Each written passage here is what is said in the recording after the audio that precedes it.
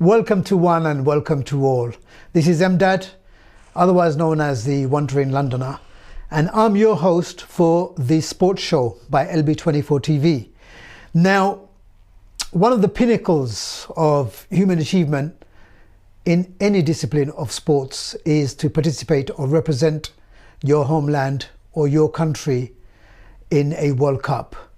And I've always held ambitions of either having a guest, a player, male or female, a number of players, people who have participated in a World Cup, and to bring them into the studio here on the Sports Show to talk about their exploits. And luckily, before the end of the year, I'm happy to say that I do have two distinguished guests here with me today.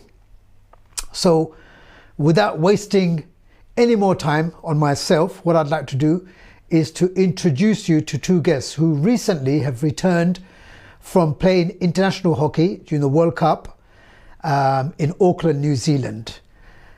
And they're sitting here to my right now here as well. So welcome to Abdul Khalik and welcome to Saiful Islam. Now you both represented fantastic achievement and congratulations in advance for your achievement. So we like to get into the show pretty much straightforward. So you recently both had a wonderful experience where you represented Team Bangladesh at World Cup level in Auckland, New Zealand for Bangladesh. So Abdul Khalik, tell us a little bit about the background of the tournament and about your experience. The tournament happened in November in Auckland. It's the first time Bangladesh ever played in a World Cup at any level, basically. Unfortunately, obviously, Bangladesh wasn't seeded, so we were placed in a very, very tough group. The eventual winners and the runners-up were in our group, and the Asian champions, Malaysia, were in our group as well. I mean, apart from the results, we struggled with because of fitness, but in terms of the whole experience, it's a wonderful experience that just to be involved, playing with other nations, is really good fun, and we're really proud to represent Bangladesh. Saiful, obviously you're a household name on the vet circuit. Distinguished sportsman covering quite a few disciplines in sport, which we'll come to later as well. So we know you made your bones as a goalkeeper in football. What position did you play when you represented Bangladesh in the hockey? Left back or right back, to be honest, in defence. Because when we got out there, we realised the guys from the UK were actually with the legs. And we knew as probably the lowest seeded team in the tournament, we'll have to be doing a lot of running in the tournament. So therefore, we put our strongest players to be at the back to compete against the teams. You could tell they were far superior from Bangladesh. Most of them have played international hockey. Most of them have played at the highest level. You know, so we knew we have to have strong players at the back to compete against the other teams. How proud does it make you to represent Bangladesh on this stage? To be honest, it was an absolute honour and a privilege. When I got the call, I got a call from Khalik Bhai saying, listen, would you be up for selection for the World Cup? I was just speechless, to be honest. But at the end, when we got selected, it was an honour, it's a privilege to be able to say, you know what, I've played for Bangladesh. It doesn't matter what the results were, what our team was, it was just being able to go and wear those shirts and walk out onto that pitch, you know, chest puffed up, you know, it's fantastic. What an experience for us. I said to anybody, if you get a chance, you know, do it. Never say no to anything. Just how difficult was it being a non-seeded team? Because we understand, obviously, the seeded teams are there, and you've mentioned just very briefly, just a little bit earlier, that you, in the same group, you had the semi-finalists and the finalists, or both finalists. Just how challenging and difficult was it being unseeded? It was really tough, especially most of these international sides are together for 2-3 months together. They train together, and unfortunately, with our Bangladesh team, we basically formed at the last moment because we had some visa issues. We had a team of a strong squad of like 24. 6 of us actually went from the UK, all playing for Bengal Tigers in the UK. Just newly formed a club as well. And then the rest came from Bangladesh. They only knew about a week before the tournament that they actually got the visa. So it's very hard to meet up and such. So we had no preparation whatsoever. So we grew into the tournament basically. So it's quite hard to organize such. But overall, I mean, it was a good performance. It just took us a few games to get into. It was very difficult. So Saiful, sometimes people say during sport, some managers will say that they have to be prepared beforehand, especially if they're going into a major tournament, as you've done. Some will say, look, I actually enjoy things happening last minute. So I'm citing, for example, one of the great examples in sport that we can use is 1992 Denmark. When Yugoslavia were kicked out of the tournament, Denmark were actually on their beaches. They were sat on their towels, sunbathing their bodies. They got the call 24 hours before to say, come to the tournament. They not only turned up to the tournament, they won the championship, the Euro 92 championships in Sweden. So for you, what were the key factors involved in late preparations and then the selections and then the whole emotions going around in your head? What did you focus on to get yourself ready? I focus on fitness. You know, for us to fly out, it was like on the plane for 26 hours. And we knew Bangladesh were on the next day. So literally we landed at 12, opening ceremony at 4 o'clock, then go and rest because we've been traveling. Next day we're on. So fitness was a key issue because if we weren't fit enough, mentally you'd be down. So I had to, the 3-4 weeks beforehand when we knew we were going, we played every week with our clubs, we trained, worked on our fitness because I didn't want to come back thinking, you know what, I could have given more. Because playing 6 games in 8 days, and these are full games, these are not 30-minute games, these are full games.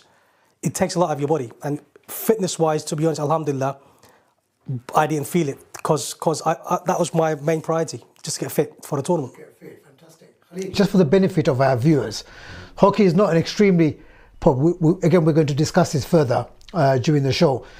But just for the benefit of our viewers, 6 games in 8 days. What is the length of a game? Hockey games are played in quarters at international level. So normally it's actually 15 minutes a quarter, but Masters hockey is played 10 minutes.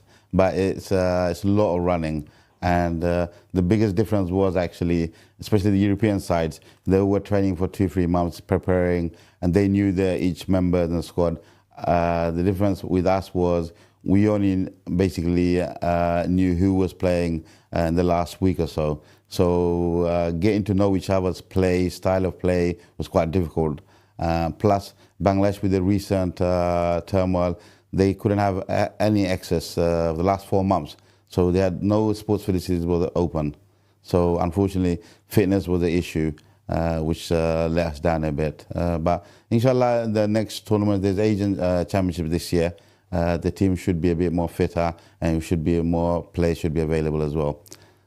Unfortunately, from this country, there's not many over 45 players that you can actually select from. So at the moment, currently, all the players are actually being picked from Bengal Tigers, who are based in East London Hockey Club. We play in the in the men's league, proper league. We play in Division South, Division 3 in the Southeast, which we're doing quite well. We're second at the moment in the league as well. And that's in the open age. So alhamdulillah, everything so far is really good. So there's quite a few factors going against a team, for example, time, limitations, access to training facilities, decent training facilities. You can't just go into the park and train for a tournament like this. Then you've got costs, you've got sponsorship, recruitment. There's so many issues that we can name. It's obvious from your achievements, and we're going to talk about your achievements a little further ahead, but it's obvious from your achievement that there was a little bit of magic in that squad. So I'm going to focus, Saiful, on character, because to me, from what I've heard, despite there's been quite a few setbacks, you guys refuse to look at them as negatives. In fact, you turn them into positives. Just how important was the overall character of your squad members in ensuring so much success? Do you know what it is? Like me, Khalik, by the few other guys that went from England, we've known each other for over 35 years, to be honest. And that friendship, that camaraderie, that brotherhood, you can't take that away from us. And We stayed together. We did literally 17 days we spent together, you know, and the bond, if somebody was down, there's always one to pick you up. If somebody's struggling, there's another one to pull you up. So, you know, the support system behind us was fantastic. Even the guys from Bank, we've never met most of them, but on the pitch, the friendships, the camaraderies, on the sidelines, everyone's encouraging everyone. So remember, you play football, we've known each other from football. It's when somebody's in a bad name, when somebody's like shouting and swearing, that player mentally is going to go down. But with that squad, we knew there's a lot of hard work for us, but the encouragement was the one that helped everyone to actually get through. And I mean, like I said, a team like Australia, every 2 or 3 minutes, a player's coming on, player's coming off. But with us, if we took that player off, like for like, it's not the same. Yes. So the better players literally had to play the whole game to compete. If we took the better players off, it'll be a big problem for Bangladesh on that pitch. So hence, 6 or 7 guys had to play every single minute, every single game. Right. So it didn't help in that sense. But you know what? It's an experience that we can learn from for the future tournaments if we do get selected again. So from a coaching point of view, that's a big learning point for us, isn't it, going forward? That in preparation for a major tournament or any tournament, whether it's on a local level, national level, or even an international global level as well, it's important to have the best squad available. That even when you have the best squad available, you might not be able to, and from what I'm gathering from speaking to both you gentlemen, hockey is a game where most of your opponents are cashing in on fresh legs. So they're constantly recycling players. So they're bringing someone on, bringing someone off, bringing someone, so keeping things fresh, which maintains a certain ability and a certain type of game and a certain amount of energy throughout the game as well. So to ensure that rotation is key. And why is it? And it must be very important to have a squad which is at a very decent level overall. Yeah, I mean, unlike football, where if you come off, you can't come back on, but hockey is a roll on, roll off. So you can come on and off as many times as you wish. So fitness is absolutely key. But with the other sides, especially with the European sides, they only play 5-6 minutes at one go. They come off and the fresh legs come on. Unfortunately, we didn't have a squad in that depth that we were able to change. Plus, obviously, because some of our players didn't have access to facilities, we weren't able to train for the last 4 months. So that made a big factor, obviously. And the other factor was these sides were together for 2-3 months before the tournament. So they had a setup, they had the team plan, which we only got basically the day before the tournament. We got together and had to sort out the formations and such, which didn't help. So Saiful, with your phenomenal success during this tournament, just how much of an incentive now is it for you going forward to maintain the progress that you've made? Do you know what steps are you going to take? First and foremost, we have to keep on playing, you know, represent our club, Bengal Tigers. If it was for Bengal Tigers, none of us would be there in the first place.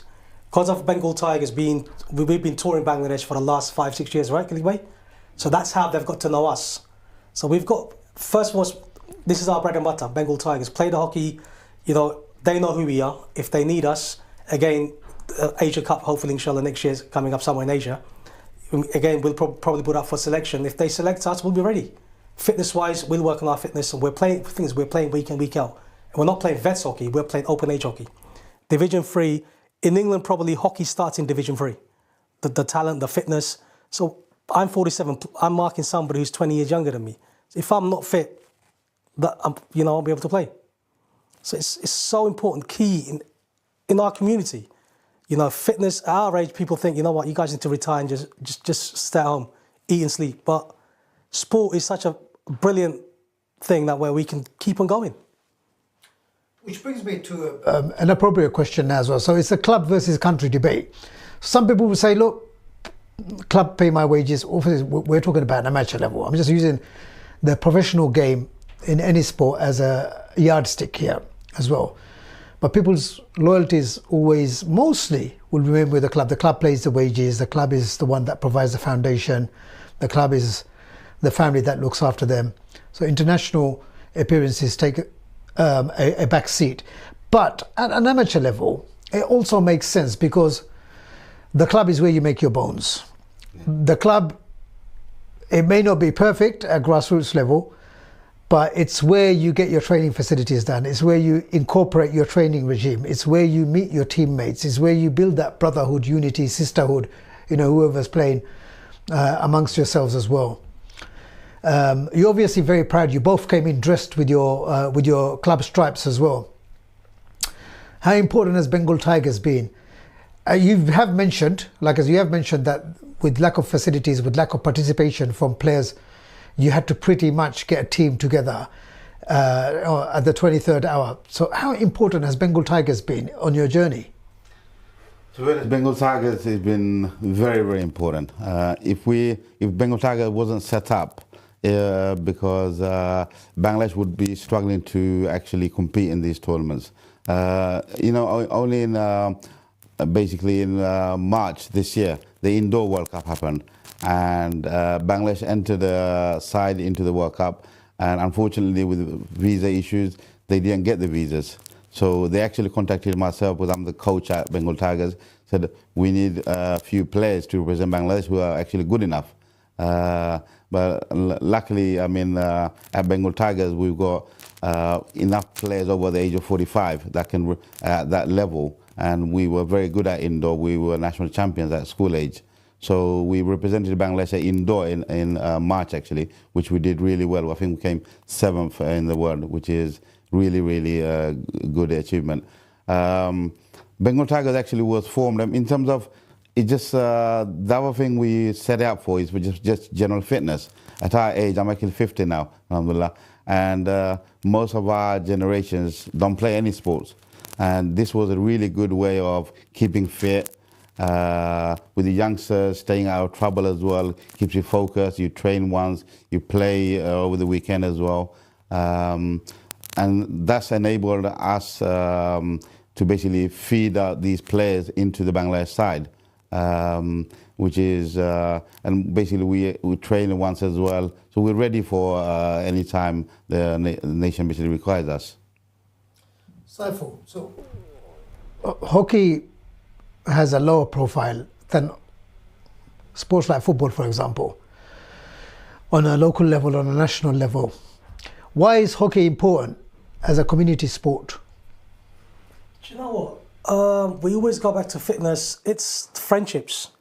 Hockey predominantly in this country is a private school sport, because the normal school that we went to, it was all about football, right? But hockey is a private school sport. Luckily for us, like these guys, Khalik went to Dainford, I went to Homerton House in Hackney, and we had 2 teachers in both schools who were mad about hockey. And it's actually because of those 2 guys that a lot of us went into hockey. Otherwise, it would have been football. I didn't know what hockey, until I went to secondary school, honestly God, I didn't know what hockey was. But hockey, because of hockey, I've made friends for life. These are not friends, these are brothers now. We've known each other so long. I've traveled all over the world with all these guys. We're talking Bengal Tigers. Bengal Tigers originally was set up as a touring team. So we used to actually go take teams to Dubai, to Bangladesh, to Singapore, to wherever, just to tour. And that's how Bengal Tigers was set up, as a touring team. But eventually, you know what, we're having such a great time, let's set up a club in the UK. And we'll take that one step further and set up a club. We play also now, because of us, the door's going to be open for the younger ones that come through Bengal Tigers to, inshallah, be selected for Bangladesh in the lower age groups.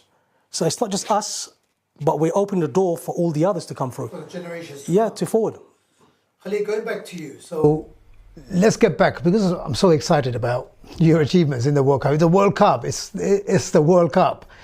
And to be honest with you, both of you guys, I'm quite astonished with the lack of press that you guys have received, and the plaudits and the celebration that you haven't. It's a bit of injustice that the community hasn't celebrated you as you should have been celebrated. I know the media will turn around and say, but they never let us know about what's happening. That's not good enough, but that's an argument for another day as well.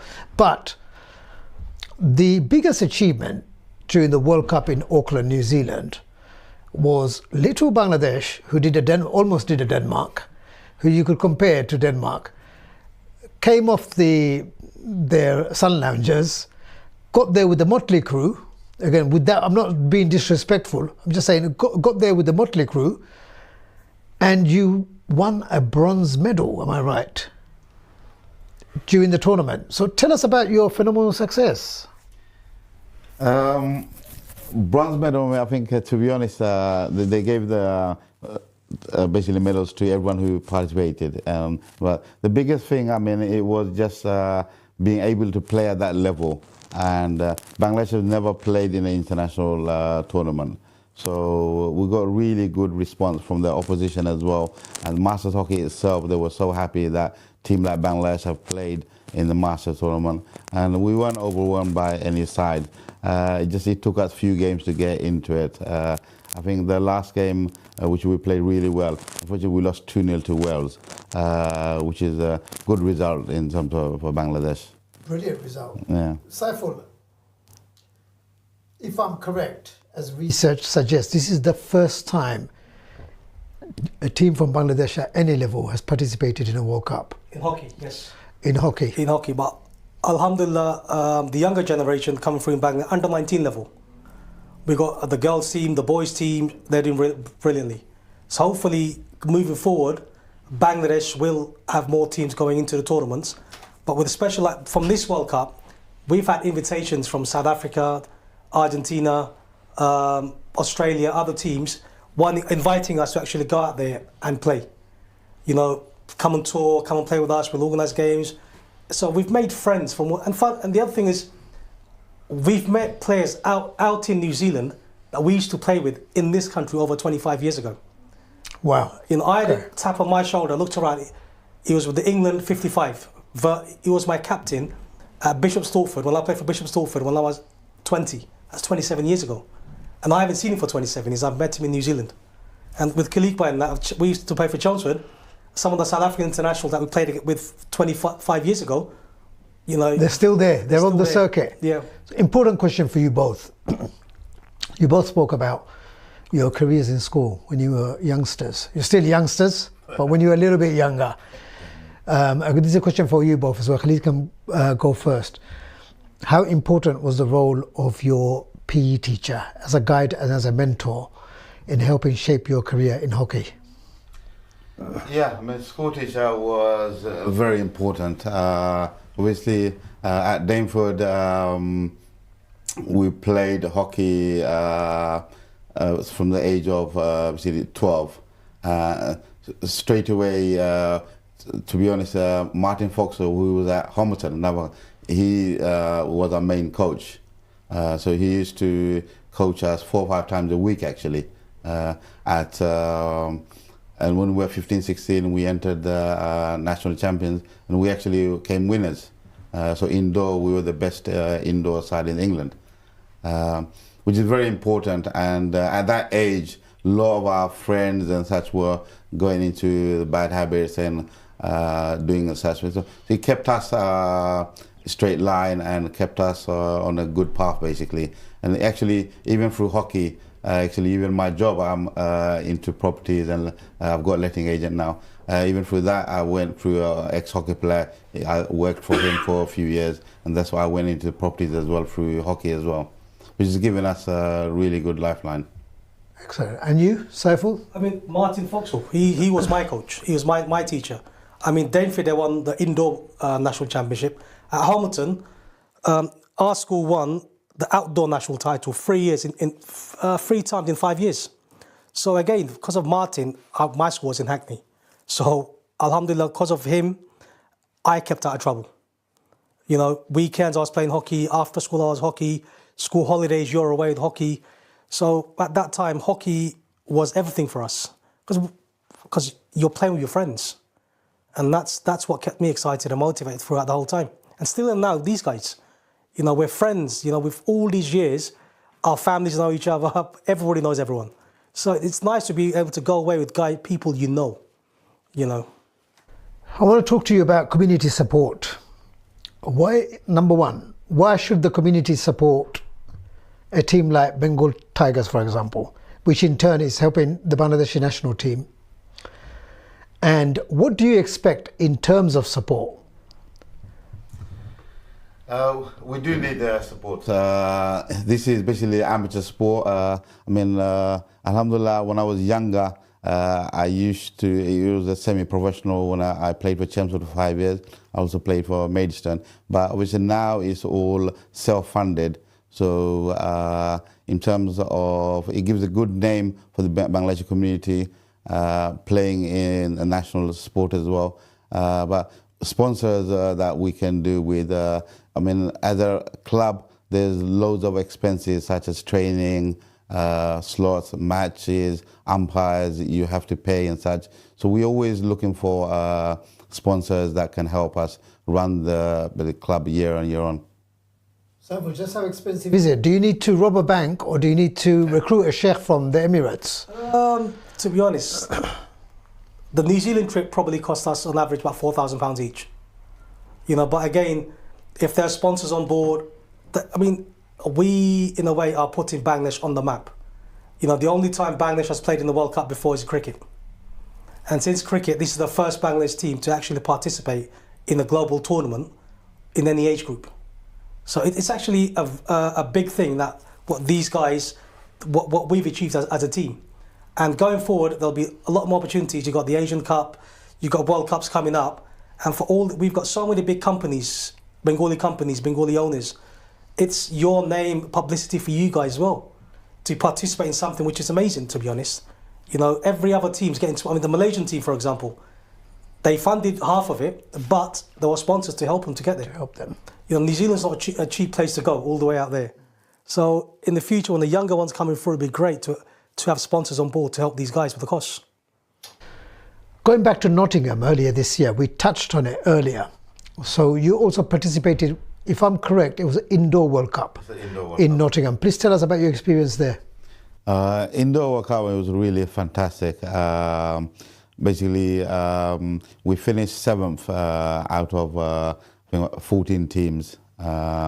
Bangladesh, basically, at international level, Bangladesh only played teams such as Pakistan, India, Sri Lanka, and we were able to play against Australia. We just lost 7-6. We beat Canada. We lost 5-4 against Wales, which is, I mean, the whole hockey side of Bangladesh was really, really happy and delighted with the results. I mean, inshallah, we're going forward with these experiences. With the next tournaments, we should be doing better. With all this experience would help as well. So the next World Cup in indoor will probably be in America in 2026. So inshallah, I think Bangladesh will do better at that level as well. Going forward, Saiful, what can you as a team do better to promote yourselves, promote the team, and to promote the sport within our community? I think we need more people, like in football, we have a lot of people turning up to watch football. I think it'd be nice for our community, people to turn up, start participating in the sport, watching the sport. You know, that's how we got involved into it. You know, and for Bangladesh as a team or any team doing well, going to tournaments, you know, before tournaments, maybe the next, one thing we definitely have to do, I think, before the next tournament is actually meet up beforehand and train as a team, where we're not thinking about tactics on the day of the first game, where a week before maybe we meet up in Bangladesh or we meet somewhere in the middle, or we can train or, you know, get to know each other. Because remember, on that first day, you don't even know what the other person's going to do on the pitch. So you don't know where the runs are, you don't know where to put the ball because you've never played with these guys. Huge challenges. It's a massive challenge because we know each other's games. Yes. But it's the other guys that Bangladesh, we have to, again, this is where costings come in because we're still self-funding most of these things. To be able to meet up a week before, that's another week's cost for the rest of us. But do you think it would be realistic, Khalik, even to... Am I being unrealistic in saying that maybe even the Bangladeshi government could invite you guys over and say, look, we put on a sports camp, we subsidize your costs because for the benefit of the flag and the benefit of the country, what we're going to do is 2 times a year, let's say 2 times a year, we're going to get a camp together where only you guys, potential squad members, just like any other sports, England get together at St. George's Park. What we'll do is we'll get you organised and we'll pay for the costs involved just to get you. Again, that would be very beneficial, wouldn't it? It's a no-brainer. It would be extremely beneficial for you guys to either go to Bangladesh or they hire a top hockey facilities here and say, right, what we're going to do is we're going to send over, or maybe even have two camps. One in Bangladesh, where you guys go over, the national team subsidizes the cost, pays for that. You're representing Bangladesh. And the second camp could be in the UK, where they pay for a camp here in the UK where the boys come over and they participate. Again, that would be wonderful. If you are a potential sponsor or a hockey lover who's watching now, please do get in touch with the sports show, and we can get you in touch with Saiful and Khalik going forward, because I'm particularly interested. Like I said, I always wanted a World Cup participating team, World Cup participating individuals, coaches on here as well. Now in London, and like I said, the sports show focuses on complete amateur levels. It's about celebrating people who are carrying out wonderful work at amateur levels. Yes, sometimes we'll get a superstar here and there, but the ethos when I started the sports show with Shah was to have people from the community, from the grassroots community, who are just achieving fantastic outcomes whilst holding down full-time jobs, family life, etc. And then just with their phenomenal achievements in sport. I myself have achieved, I mean, in terms of my participation in a London Football League, they arrange a football tournament every year, the World Cup. And I was lucky to be selected as head coach for Bangladesh. Saiful knows about this. And I have the honor, and like I say, it's grassroots level, but it's in sports is definitely my biggest honor, is that the fact that I've led Bangladesh to two victories, not successive, two victories and two semi-finals. In fact, my obsession was such, I'm disappointed with the semi-finals.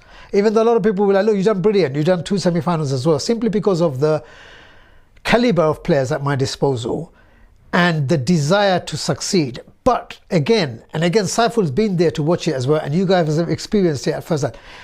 What you can't replicate during our interview here is the feeling on the day, putting that shirt on, having that badge on your chest, getting together, taking those pictures, trying to control your emotions when the national anthem is being played. These are huge things for us. So first and foremost, I salute you all for this. Anyway, can I say something? Yes.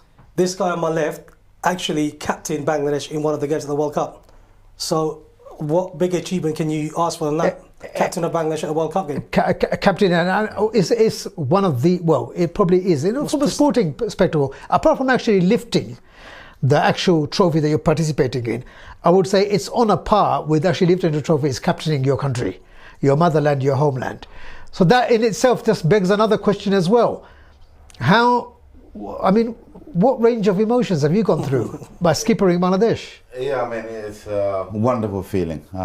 Words can't describe the feeling you get when you're, first of all, playing for your country, Bangladesh, and then actually managing to actually captain the side as well. I was lucky enough to be captaining a few of the games in indoor as well. It feels really, really good. And you feel proud of yourself, for your family, and proud to be Bangladeshi as well.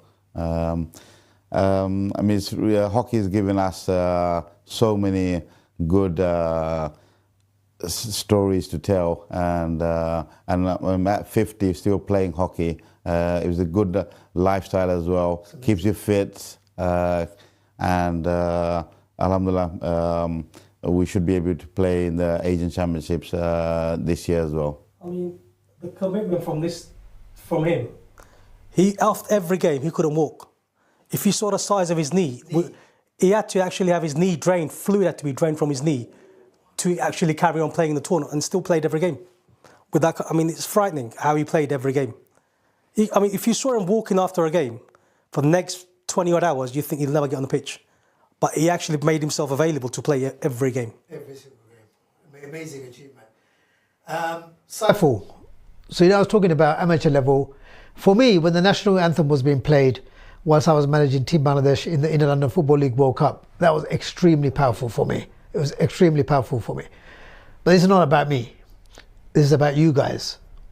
Describe your sentiments, your feeling when the national anthem was being played out loud. Do you know what it's about? I say to people every time, it's like, you know when you go to Bangladesh, for example, you're on a plane. When that plane lands in Sylhet or Dhaka, for example, that feeling inside you, there's no words to actually describe it. It's your motherland. And when you're hearing the anthem, playing for your country, again, the proudness you feel, like you said, for your family, for your friends, for everybody. But at the end of the day, it's you who's there. And there's no better moment in life than that, to be honest, honestly. It's just for me, we're vets, 50 years old, 47 years old. But to be able to have that recognition, to be selected, to be given that chance, what a privilege. What an honour in my books, you know. And hopefully, inshallah, we have other guys coming through. I mean, football, there's vet scenes. We've got some amazing, talented players. You've seen them week in, week out. We've got some amazing players in football. Again, what's stopping them going away and playing for Bangladesh in the vet scene? Because there are vets World Cup everywhere. Like you've done the Inner City World Cup, 7-a-side, right? What was it? Yes. I played an 11-side Inner City World Cup where we won the plate for Bangladesh. You won the plate. With Cameron's Way, we won the plate. And fantastic feeling, you know, playing for your country, being bang in the World Cup or Inner City World Cup in the UK, nobody can take that away from you, no matter what. Final question for both of you. Again, this is hugely inspirational, what you've achieved throughout your careers and with your, you know, what you've done in 2024. What's your advice? So we start with Khalik. What's your advice to any youngster or even any vet who's now watching and gets inspired by what they've seen and witnessed through the course of this interview, and they want to try and emulate? It may be very difficult to emulate. Emulate is a big word, but try to follow in your footsteps going forward. What advice would you have?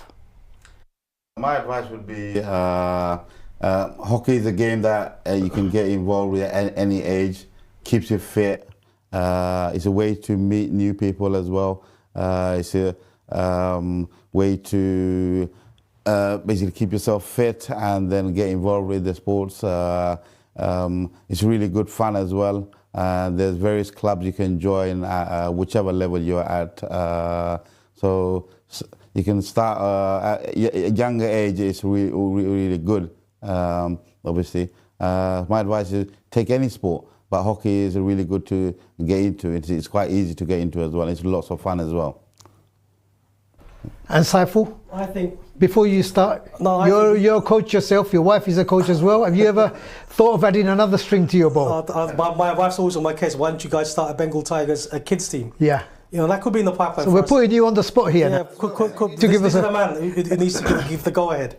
You know, but to be honest, we need to have people participate in the sports. Again, we always talk about vets football. Vets football now is probably bigger than open age football. Our younger generation do not want to play football. That's a fact. But the problem is now these younger ones, I can't wait to play vets football. And I just don't get that mentality. When we were kids, it was all about open age football. But now, it's again with hockey. After us, there's not many Bengalis coming through. Not many Asians. Before the Sikh community, the Pakistani community had loads of players coming through in the UK. But now again, like us, the younger generation don't want to know. So I don't know where we as a seniors need to probably get involved more in the community to get the youngsters involved. And that's where it all starts from. Bringing the younger, where you guys can come into it as well, with your connections, with where you're involved in cricket, you're involved in football. I see you guys with the kids. I think we need to involve like a little hockey sessions with those summer camps that you guys do every year to kids what they think of it. Food for thought. Viewers, you've been watching Abdul Khalik and myself and also Saiful Islam here as well. And we've been talking about hockey, especially the achievements of Team Bangladesh during the course of 2024 as well. So hockey has always been seen as a sport. It may not be, but it's been seen as a sport which can be a little bit elitist. It can be seen to be an expensive sport. But from what we've gathered here today, talking to these two gentlemen, it isn't necessarily so. What I hope we have achieved through the course of our interview with these fantastic gentlemen here today is achievements come in all shapes and sizes. And also, they can occur at any time of your life. You don't have to be a spring chicken to achieve great things in your life as well. These are people who have been dogged and determined throughout their lives to such an extent now that I wouldn't say it's the twilight of their lives, because they're not quite 50 or just knocking on the door of becoming 50 as well. But what they've done is a few things. Number one, they've remained dogged, they've remained determined, and their attitude has always been one that as long as I'm capable of moving and putting in a shift on the training ground, I am going to continue to excel at the sport which I've chosen and the sport which I love, to such an extent that these gentlemen here today have been selected to represent Team Bangladesh in the Hockey World Cup. And the sky is the limit for them as well. Now, we hope that the interview here today has ignited a love for the game amongst many of our viewers here today. But also, I should add that if you're a potential sponsor, if you are somebody who has been blessed with significant wealth, that you'll get in touch with me here at the Sports Show and try to get in contact with these people, because as we've discovered, it is very expensive. The costs are pretty lengthy when it comes to travel costs, and kit isn't cheap as well. And the least we as a community can do is support our team, our Bengal Tigers and Team Bangladesh, by providing them with some financial aid and also some expertise. If you've got pots of money which are available to provide grant funding, for example, please do get in touch. I hope you've enjoyed watching the show just as much as I have. I've been truly inspired meeting these two gentlemen here as well. And I'm sure that this is the beginning of the sports show, the beginning of a fantastic relationship with the sports show going forward. I will definitely keep in touch with them, and I will go and visit and probably watch a few games and attend a few training sessions, because I also believe that I can learn much from these gentlemen and their teammates as well. Again, have a great week ahead. This is Emdad, the Wandering Londoner, and thanks for watching the Sports Show.